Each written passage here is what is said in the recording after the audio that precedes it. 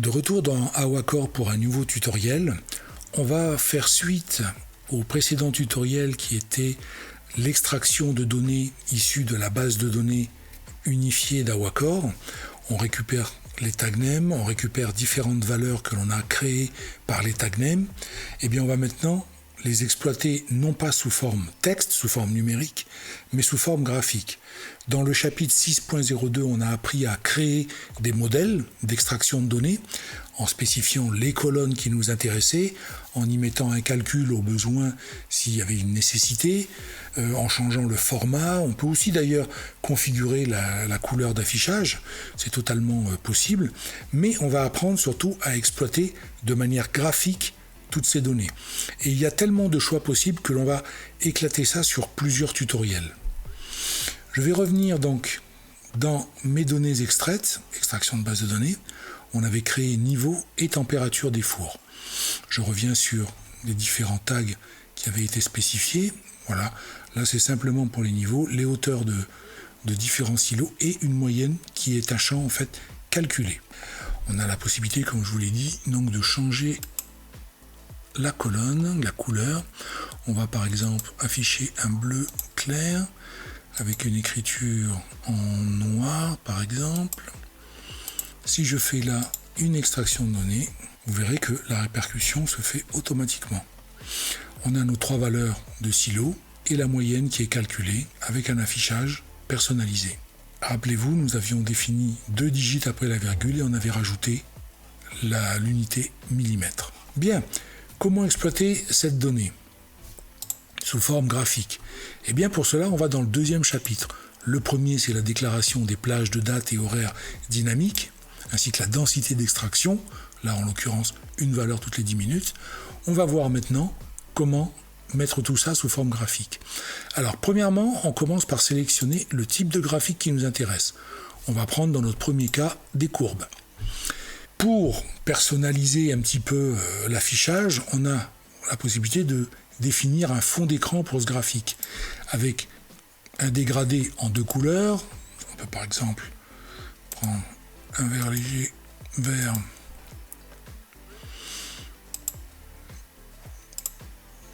un bleu très foncé, admettons, c'est tout à fait possible. Et on peut même choisir l'angle d'affichage. Voilà pour les dégradés de 2 couleurs, 3 couleurs, avec toujours la troisième couleur qui est la terminaison. On va mettre, admettons, un rouge. Ouais, ça fait des couleurs bizarres. Et on a un potentiomètre qui nous permet de définir quel est le point de rupture pour le passage d'une couleur à une autre. On a idem un affichage en 4 couleurs, avec pareil un deuxième potentiomètre qui va nous permettre de dire quelle est la transition de la 4e couleur, etc., etc. Puis on a des raccourcis tout faits, comme par exemple un ciel bleu, les valeurs sont déjà présaisies et elles ne sont pas modifiables. Un fourneau, de latéral espace, etc., etc. Il y a plusieurs formats. Puis il y a l'image que vous pouvez aller chercher, un fichier graphique ou une photo tout simplement, que vous pouvez mettre en fond d'écran et qui peut être centré, étiré, homothétique, etc., en mosaïque ou à 100%. Bref, vous avez plusieurs choix. On va prendre pour nous un affichage, par exemple, fourneau. Et comme on a indiqué déjà que c'était une courbe, on peut lancer une première visualisation du graphique. Les valeurs sont extraites et vous remarquerez qu'aucun tag name à représenter graphiquement. C'est une erreur que vous allez peut-être commettre assez fréquemment, c'est-à-dire que lorsque vous lancez un graphique, rien n'apparaît. On va voir dans le tableau, et là effectivement on peut remarquer que aucune des cases ici n'a été cochée. On peut très bien avoir une extraction, c'est très important de voir qu'on peut avoir 2 choses différentes. La première, c'est l'extraction des informations sous forme numérique, donc vous en faites des tableaux, des feuilles de calcul, et ensuite les graphiques. Je peux très bien, par exemple, extraire toutes ces données et ne mettre en graphique que la hauteur ballon, ou la moyenne, tout simplement. Donc là, je vais indiquer que mes 3 graphiques, c'est hauteur ballon, hauteur grain et hauteur silo, c'est-à-dire les véritables mesures physiques de terrain. Voilà, après quelques secondes d'attente, on a le graphique qui s'affiche. Vous remarquerez qu'en abscisse, on a les dates et les heures. On a la journée du 24, suivi de la journée du 25, suivi de la journée du 26, et pas au-delà, parce que comme nous sommes le 26 et que c'est la fin, on n'a pas pour cette semaine plus de jours que ça. Vous remarquerez la légende, hauteur ballon, hauteur grain, hauteur silo. Et vous avez ces 3 courbes ici. Il y a bien un début de process, puis une régulation de niveau, et enfin la fin de process, et on retombe à 0, les tanks sont vidés. Vous avez la possibilité de zoomer, bien entendu, sur une trace bien précise, et de vous déplacer avec les ascenseurs de gauche à droite, aussi avec la molette de votre souris, de zoomer ou dézoomer. Ça, c'est un exemple. Je reviens en arrière, et dans le deuxième chapitre, où j'ai défini le type d'affichage, je peux créer aussi une personnalisation du graphique en donnant la taille et l'écriture des légendes. Donc là, en l'occurrence, on va prendre Arial, normal, 12 et avec une écriture en blanc. Je valide, ça s'affiche en dessous. Pour le titre du graphique, la possibilité de changer également la fonte d'écriture. Pareil, je vais prendre Arial normal, mais là je vais me mettre en 16 et je vais me mettre en jaune, et ça sera en jaune souligné. Et pour les libellés des axes, je prends la même fonte, je vais choisir Arial en normal en 12 et avec une écriture en blanc. Titre en abscisse, date et heure.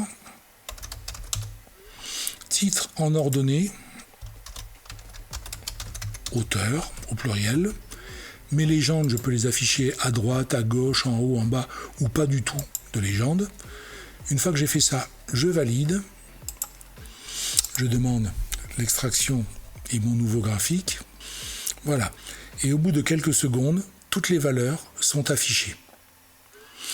On a extrait toutes les données. On a bien l'écriture, date et heure en abscisse, hauteur en ordonnée et notre niveau en titre. Voilà. À noter que vous pouvez créer autant de vues que vous le désirez. Et ces vues-là sont détachées du logiciel Awacor. Un exemple, je peux très bien, par exemple, demander l'extraction des données et avoir à côté ma fenêtre sous forme graphique. C'est tout à fait possible. Donc ces fenêtres-là sont complètement détachées, vous pouvez en lancer autant que vous désirez. Donc j'ai mon graphique d'un côté que je n'ai pas fermé, et j'ai mes valeurs numériques qui sont affichées là également. Donc là maintenant, je peux fermer ces fenêtres qui sont indépendantes et voir ici tous les paramètres que j'ai utilisés pour cette extraction sous forme graphique. Que là, cet affichage devrait être plus judicieux. Voilà, au bout de quelques secondes, toutes les informations sont récupérées et mises sous forme graphique. Alors, on va parler de la représentation au format 24 heures. Dans ce graphique brut et rapide, on a affiché ici tous les jours les uns à la suite des autres. On a le 24, suivi du 25, suivi du 26, etc., etc. Si on avait plus de jours dans la semaine qui avaient été collectés, on aurait eu le 27, le 28, et ainsi de suite. Bien. Si par exemple j'ai besoin de voir un tag name en particulier, alors effectivement, je peux très bien, par exemple pour la hauteur grain, vous remarquerez que la journée du 24, on culmine aux alentours de 1600. Par contre, la journée du 25, curieusement, on est à 4200 et après, bon, il y a quelque chose de bizarre. On ne sait pas pourquoi il y a effectivement cette différence de niveau. On aimerait comparer uniquement cette trace-là, hauteur de grain, mais non pas dans le temps, c'est-à-dire sous forme, comme celle-là par exemple, si je demande hauteur de grain, je décoche les autres et je fais un affichage. Donc je peux très bien l'isoler et n'avoir qu'un seul graphique, un seul tag name à afficher dans le temps et bien entendu sous forme graphique. Mais ça va toujours me représenter les données du lundi au vendredi, voilà, les jours après les jours, mais pas de manière cumulée dans le sens les calques superposés. On a une option dans Awacor qui est ici, c'est la dernière, c'est 24 heures. Je peux très bien par exemple cliquer sur 24 heures. Automatiquement, les autres tags sont mis en grisé parce que quand on affiche une valeur sur 24 heures, c'est que l'on veut observer celle-là en particulier. Et je lance une vue graphique. Et vous allez voir qu'il y a quand même une sacrée différence avec ce que l'on a sorti précédemment. Voilà.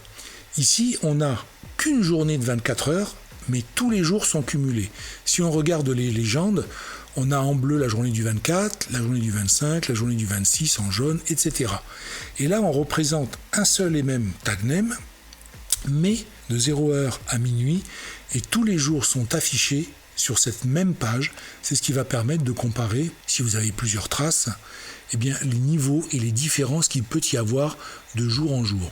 Ça peut être des débits, ça peut être des températures, des pressions, des pH, peu importe, mais vous avez la possibilité ici, avec ce type de graphique, de comparer jour après jour votre production en observant un tag name en particulier et voir la différence et pourquoi, par exemple, ici, nous avions 1688, 1563 et l'autre jour, là en l'occurrence le 2506 pour la trace rouge pastel, on monte à 4200. Donc là, il va falloir expliquer et regarder en termes de production qu'est-ce qui a été demandé, pourquoi on a un niveau aussi haut.